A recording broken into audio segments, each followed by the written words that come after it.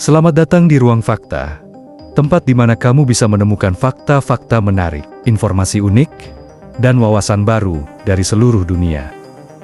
Setiap episode, kita akan membahas topik seru yang mungkin belum pernah kamu dengar sebelumnya di berbagai belahan bumi. Jadi, siapkan dirimu untuk menjelajah dunia penuh fakta luar biasa bersama kami. Jangan lupa untuk like, komen, dan subscribe, karena di sini selalu ada fakta baru yang menarik dan seru untuk kami ulas hanya di Ruang Fakta. Jadi, stay tune dan nikmati setiap episodenya. Kali ini kita akan membahas tentang jaringan internet di bawah laut. Tahukah kalian, apa sih itu kabel bawah laut?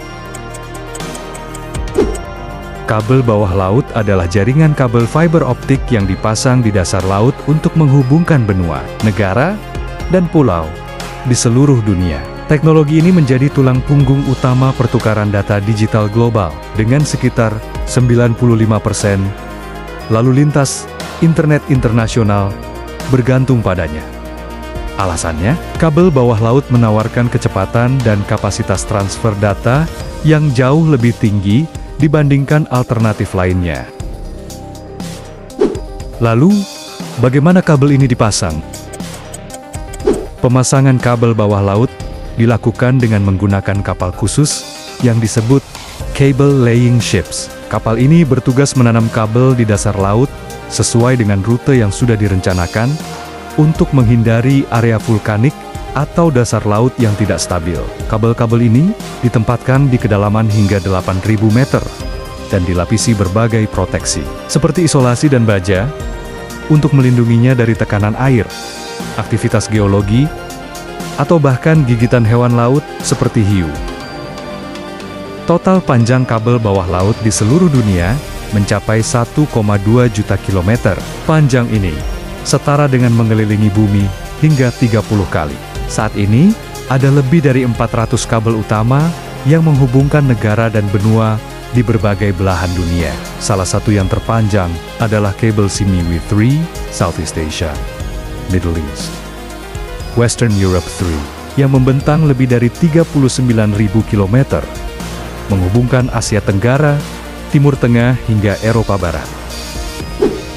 Nah, bagaimana kalau terdapat kerusakan pada kabel di bawah laut?